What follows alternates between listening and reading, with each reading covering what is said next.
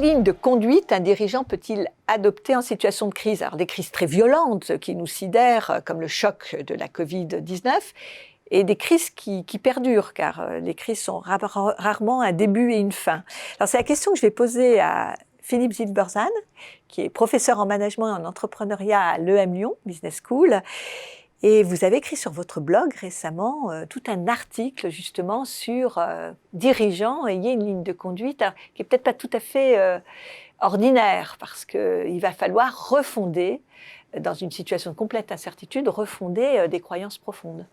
Oui, alors effectivement, des crises comme celle de la Covid ou d'autres sont souvent des chocs très très violents pour l'organisation. Une organisation, elle est basée sur des croyances, que moi j'appelle modèles mentaux.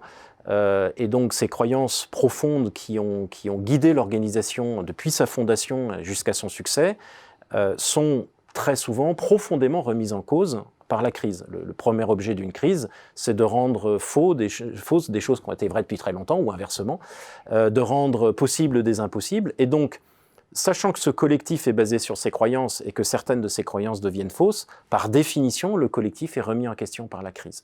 Et donc, effectivement, ce que je dis dans l'article, c'est que face à cette crise, il y a un impératif stratégique, vraiment de stratégie, qui est, si on veut repartir sur des bonnes bases, il faut faire un inventaire de ces croyances profondes, et être clair sur celles qui sont devenues fausses ou celles qui sont fragilisées. Sinon, on va repartir sur quelque chose qui ne sera pas tenable. Alors, on peut faire un focus sur la question du télétravail, oui. Du travail à distance, qui est quand même une des grandes ruptures. Alors, pas dans toutes les entreprises non plus.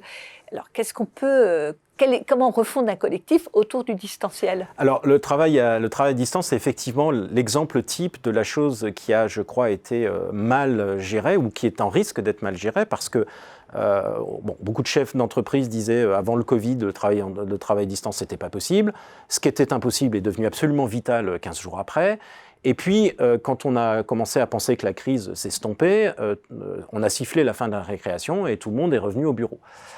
Et depuis, les discussions dans les organisations, c'est en termes de jours. Alors, les salariés demandent 4 jours, la direction veut bien lâcher 2 jours, et on se retrouve à discuter vraiment juste en nombre de jours. Et je crois qu'il faut au contraire reposer la question du télétravail dans un cadre plus global, c'est-à-dire, au fond, reposer la question du travail, c'est-à-dire comment, dans un contexte à la fois de crise sanitaire qui perdure, mais aussi de développement de nouvelles technologies, va-t-on repenser le travail? Et d'attente des salariés, parce que c'était une attente Absolument. profonde, et la France était en retard voilà. Sur d'autres. On a à la fois les attentes des salariés qui sont contradictoires, c'est-à-dire qu'on a à la fois envie de travailler de chez soi, mais on en conçoit les risques, les limites. Tout le monde n'a pas une maison de 200 mètres carrés avec un bureau privatif.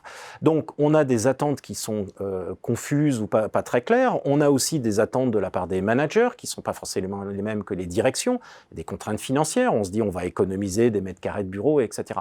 Et donc, si on veut éviter que ça ne devienne une guerre entre juste un nombre de jours avec des discussions à n'en plus finir, il faut se reposer la question de nos croyances profondes, de nos modèles mentaux qu'il y a derrière le travail, c'est-à-dire au fond, comment pouvons-nous collectivement créer de la valeur? Et ce qui apparaît très souvent, très vite, qui a été un énorme frein dans le télétravail, c'est par exemple la question de la confiance. Le manager pense que celui ou celle qui est en télétravail, c'est au fond quelqu'un qui n'est pas vraiment motivé et qui n'a pas d'ambition de carrière. Et puis celui ou celle qui voudrait faire du télétravail, qui est peut-être très très motivé par son travail, va se dire que c'est quand même risqué d'un point de vue de carrière. Si on ne met pas ce modèle mental de la confiance sur la table, eh bien on va rater une opportunité unique de repenser le travail et de repenser la création du collectif. Et effectivement, au contraire, les organisations qui le font, qui se disent on a une opportunité ici de refonder le collectif en parlant du travail, je crois qu'elles gagneront un avantage concurrentiel très important dans les années qui viennent. Et en vous écoutant, je me dis qu'il y a un modèle mental qui est peut-être le premier à supprimer, c'est le modèle de la restauration. C'est-à-dire que ça va revenir comme avant, voilà. Et on est sur quelque chose de transitoire. Voilà, on est aujourd'hui entre deux extrêmes, comme dans la Révolution française, voilà, en 1815. En 1815, le roi revient et il pense qu'il va pouvoir restaurer comme si rien ne s'était passé depuis 1789. Il comprend très vite que c'est pas possible, qu'il y a eu des excès, mais il y a aussi des acquis, etc. Et qu'on sera ni dans une restauration pure, ni dans une révolution où il y a eu des excès. Les entreprises aujourd'hui, c'est pareil. Certaines voudraient revenir comme avant en février, c'est-à-dire comme si c'était rien passé, c'est pas possible. On ne reviendra pas au monde d'avant la Covid. Mais on sait bien non plus que le monde d'après, où tout serait merveilleux, tout serait changé, c'est pas pour demain. Donc, on est entre les deux. Et donc, la question qui se pose sur un plan vraiment stratégique, c'est sur quoi on refonde ce qui va être ni une restauration, ni une révolution.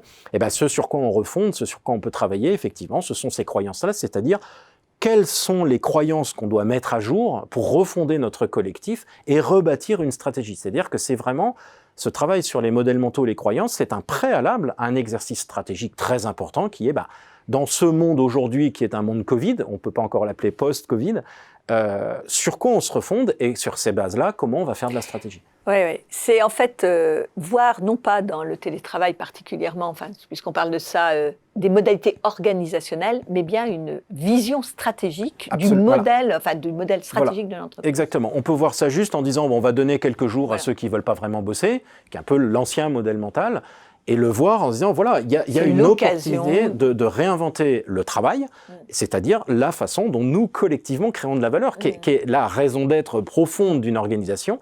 C'est au fond créer de la valeur dans le sens le plus large qu'on puisse lui donner. Ça ne sera pas la même chose dans une entreprise et dans une autre, mais pourquoi on existe collectivement? Et donc le travail, réinventer ce travail-là, il y a un enjeu stratégique considérable. Merci de votre contribution.